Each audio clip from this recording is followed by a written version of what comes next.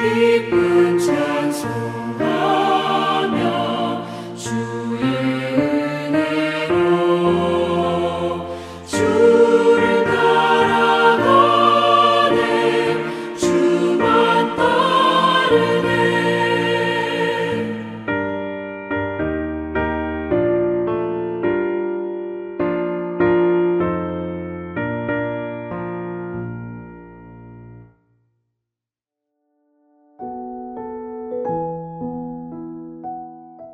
하늘에 계신 우리 아버지, 아버지의 이름을 거룩하게 하시며 아버지의 나라가 오게 하시며 아버지의 뜻이 하늘에서와 같이 땅에서도 이루어지게 하소서. 오늘 우리에게 일용할 양식을 주시고 우리가 우리에게 잘못한 사람을 용서하여 준 것 같이 우리 죄를 용서하여 주시고 우리를 시험에 빠지지 않게 하시고 악에서 구하소서.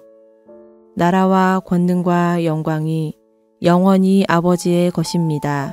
아멘.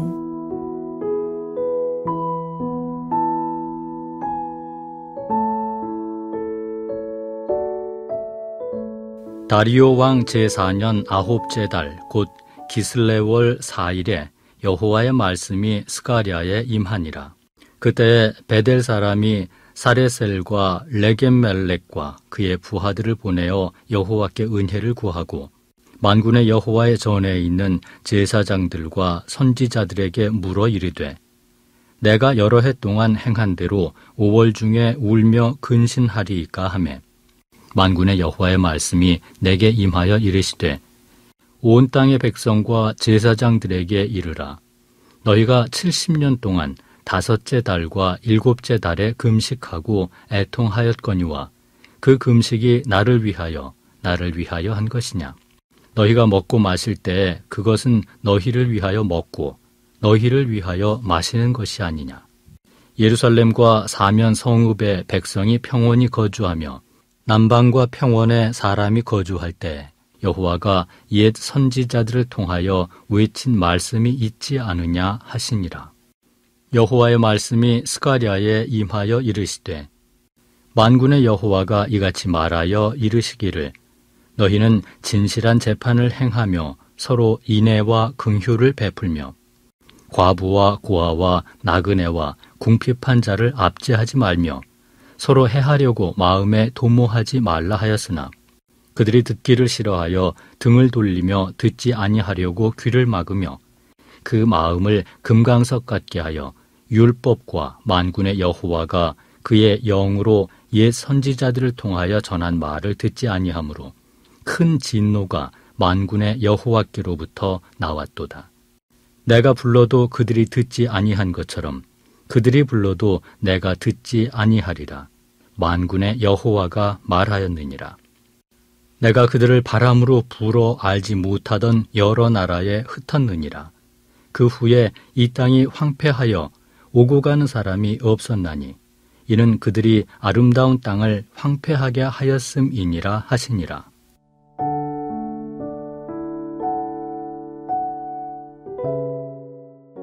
제가 청년 시절에 함께 동역하던 청년들과 함께 토론했던 주제가 있습니다. 우리가 매주 예배를 드리는데 그 예배는 하나님께 영광을 드리기 위한 것인가 아니면 하나님으로부터 은혜를 받기 위해 드리는 것인가 라는 질문이었습니다. 제법 어릴 때에는 이 질문을 가지고 설왕설래를 했었던 기억이 납니다. 웨스트민스터 소요리 문답의 제1문항은 사람의 제일 되는 목적은 하나님을 영화롭게 하고 영원토록 그를 즐거워하는 것이다 라고 고백합니다. 그러니 예배의 본질은 피조물이 창조주 하나님께 영광을 돌리는 것에 있습니다. 우리의 상황과 감정과 상관없이 예배를 통해 우리는 그분을 기뻐하고 그분께 영광을 돌리는 거죠. 그러므로 내가 예배를 드리면서 얼마나 은혜를 받았는가, 얼마나 감동을 받고 뜨거운 체험을 했느냐가 예배의 본질이 아닌 것입니다. 이 토론을 하면서 그 당시에 많이 회개했던 것은 저는 사실 은혜를 받기 위해 예배 드릴 때가 더 많았다는 것입니다. 오늘의 말씀이 얼마나 내 마음에 와 닿았는지, 오늘 찬양과 기도가 얼마나 뜨겁게 느껴졌는지가 이 예배가 좋은 예배인지 아닌지를 가르는 기준이었던 거죠. 예배조차도 하나님이 중심이 아니라 내가 중심이었던 저의 죄성을 발견하며 참 많이 회개했던 기억이 납니다. 하나님을 믿는다는 것은 이처럼 끊임없이 내 중심으로 살려던 우리의 죄성에서 돌이켜 하나님 중심의 생각, 하나님 중심의 삶을 살아가는 것에 있습니다. 아무리 뜨거운 체험을 하더라도 그 예배의 시간에 하나님이 아니라 내가 중심이 되어 있다면, 내가 무언가를 받기 위해 예배를 드리고 있다면 그 예배는 하나님이 받으실 만한 예배라고 할 수 없다는 거죠. 오늘 우리가 함께 나눈 스가랴 본문에서 이스라엘이 실패하는 지점도 바로 여기에 있습니다. 스가랴 7장 2절 3절 말씀입니다. 그때에 베델 사람이 사레셀과 레겜멜렉과 그의 부하들을 보내어 여호와께 은혜를 구하고 만군의 여호와의 전에 있는 제사장들과 선지자들에게 물어 이르되 내가 여러 해 동안 행한 대로 5월 중에 울며 근신하리이까 하매. 아멘. 본문이 기록된 시절은 이스라엘의 포로기가 끝나던 시점이었습니다. 이때에는 이미 포로 귀환이 상당히 이루어져서 꽤 많은 사람들이 이스라엘 땅으로 돌아왔고 학계 선지자와 같은 사람들을 통해 성전의 재건축이 상당 부분 진행되었던 상황입니다. 이스라엘은 70년에 걸친 포로 생활을 거치면서 그들의 종교적인 전통을 잊지 않으려고 애를 썼는데요. 그 중에 하나가 5월이 되면 금식하는 것이었습니다. 왜냐하면 5월에 바벨론군에 의해 예루살렘 성전이 파괴되었기 때문인데요. 우리나라도 해마다 6월이 되면 6.25 전쟁을 떠올리며 묵념을 하는 것처럼 이스라엘도 해마다 5월이 되면 성전이 파괴되었던 치욕과 슬픔을 기억하기 위해 국가적으로 금식하며 울며 애통했다는 것입니다. 올해도 어김없이 5월이 다가왔으니 금식하는 날을 정해야 하는데 문제는 이제 다시 예루살렘 성전이 재건축되고 있었고 완성이 얼마 남지 않았다는 것입니다. 금식하는 이유가 파괴된 성전을 애통해 하는 데 있는데 성전이 지금 다시 지어져 가고 있는데 그래도 금식을 해야 하는가, 이것이 의문이었던 거죠. 충분히 할 법한 질문으로 느껴집니다. 그런데 이들의 질문에 하나님은 선지자 스가랴를 통해 책망으로 대답하십니다. 5절 6절 말씀입니다. 온 땅의 백성과 제사장들에게 이르라. 너희가 70년 동안 5째 달과 7째 달에 금식하고 애통하였거니와 그 금식이 나를 위하여 한 것이냐. 너희가 먹고 마실 때에 그것은 너희를 위하여 먹고 너희를 위하여 마시는 것이 아니냐. 아멘. 하나님은 너희가 70년 동안 반복했던 이 금식과 눈물, 정말 하나님을 위한 것이 맞냐고 물어보십니다. 왜 물어보실까요? 그들의 금식이 하나님을 위해 한 금식이 아니라 자기 자신들을 위한 금식이었다는 전제하에 하나님이 말씀하고 계신 것이죠. 사실 이스라엘은 금식을 포함해 모든 제사와 종교적 행위를 소홀히 한 적은 한 번도 없었습니다. 그들은 패망하기 전에도 열심히 제사를 드렸고 금식을 했고요. 포로가 된 후에도 최선을 다해서 제사를 드리고 금식을 했습니다. 그러나 하나님께서는 그 모든 것이 하나님을 위한 것이 아니라 자기 자신들의 어떤 만족과 영적인 체험들을 위한 예배요 금식이었다고 말씀하고 있는 것입니다. 어떻게 예배와 금식이 하나님이 아니라 자신을 위한 행위가 되는 걸까요? 저는 처음에 예배가 나를 위한 것이 아니라 하나님께 드리는 것이라고 말씀드렸습니다. 예배가 하나님께 드리는 것이라면 예배가 드려지고 난 뒤에 누구의 뜻이 이루어져야 할까요? 예배의 주인이시며 예배받기 합당하신 하나님의 뜻이 예배 드리는 우리 가운데 이루어져야 할 것입니다. 예배와 금식은 모두 본질적으로 내 뜻은 작아지고 내 의는 무너지고 하나님의 뜻, 하나님의 의가 우리 안에 이루어지는 과정인 것이죠.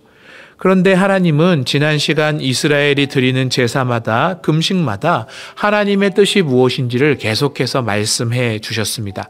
그 내용이 스가랴 7장 9절 10절에 나옵니다. 만군의 여호와가 이같이 말하여 이르시기를 너희는 진실한 재판을 행하며 서로 인애와 긍휼을 베풀며 과부와 고아와 나그네와 궁핍한 자를 압제하지 말며 서로 해하려고 마음에 도모하지 말라 하였으나. 아멘. 이스라엘이 제사를 드릴 때마다 하나님께서 하신 말씀이 뭐라고요? 진실해라. 서로 사랑하고 서로를 불쌍히 여겨주고 약한 사람들 함부로 대하지 말고 마음속에 서로 해칠 생각 품지 마라. 이런 것입니다. 이웃 사랑, 이것이 예배를 통해 우리 안에 이루어지기를 원하신 하나님의 뜻입니다. 만약 나한테 유리한 재판을 하려다가도 예배를 드리면 양심의 찔림을 받아 아니다, 내가 잘못했다, 공정해야지, 마음의 뜻을 바꾸라는 것입니다. 누군가가 밉고 보기 싫다가도 예배를 드리면 아니다, 하나님 앞에서 내가 이런 마음으로 살아서는 안 되겠구나, 다시 용서하게 되는 것.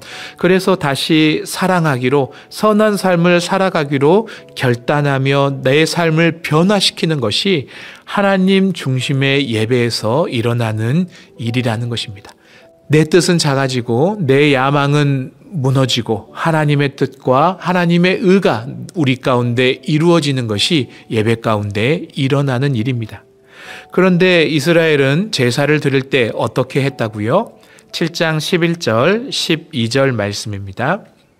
그들이 듣기를 싫어하여 등을 돌리며 듣지 아니하려고 귀를 막으며 그 마음을 금강석 같게 하여 율법과 만군의 여호와가 그의 영으로 옛 선지자들을 통하여 전한 말을 듣지 아니하므로 큰 진노가 만군의 여호와께로부터 나왔도다.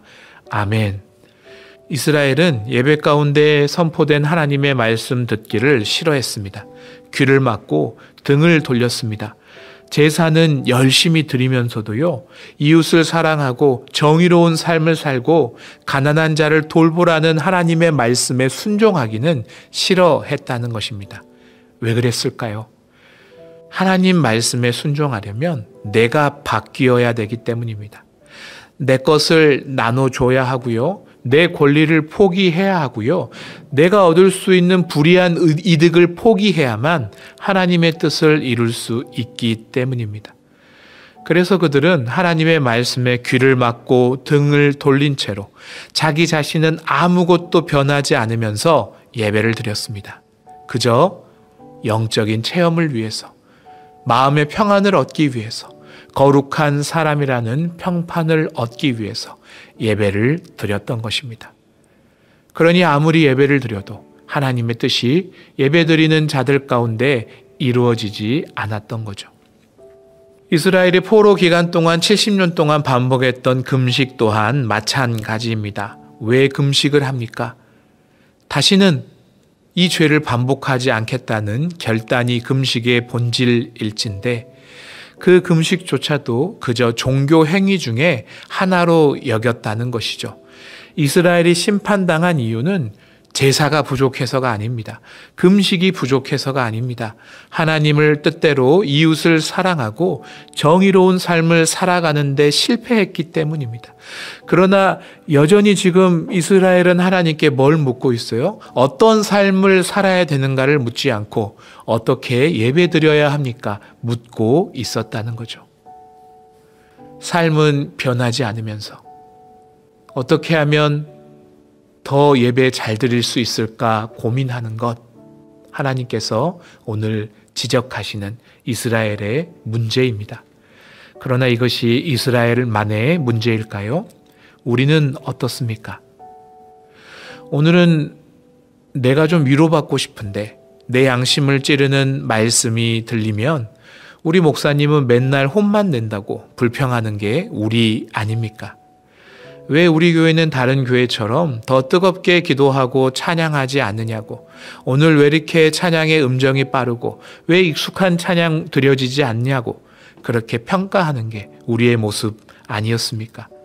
하나님께 예배 드린다고 하면서 실은 나는 아무것도 변화하려 하지 않고 그저 내가 은혜 받고 내가 익숙하고 안전한 환경 속에서 영적인 체험하기를 바라며 예배를 드리는 것이 우리 안에도 얼마나 자주 보이는 모습입니까? 삶의 변화를 위한 치열한 몸부림은 없고 어떻게 하면 예배 한번 드려볼까?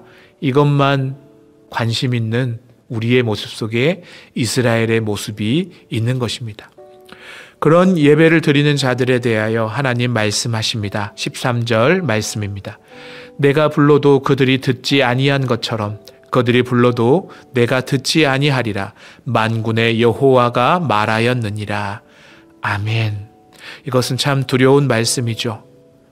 너의 삶을 바꾸어야 한다 말씀하시는 하나님의 말씀에 귀를 막고 등을 돌린 예배자들에게 하나님 말씀하십니다. 너희가 불러도 내가 듣지 않겠다. 너희들의 예배 내가 거절하겠다고 말입니다. 이 새벽 우리 이 말씀 앞에 섭시다. 우리 예배의 중심이 어디에 있습니까? 예배가 하나님께 드리는 거라면 하나님께 말씀하시는 것에 순종하기 위해 우리 삶을 쳐서 복종시키는 것이 예배의 핵심이어야 할 텐데 우리는 예배 가운데 무엇을 기대하고 있고 무엇을 바라고 있습니까?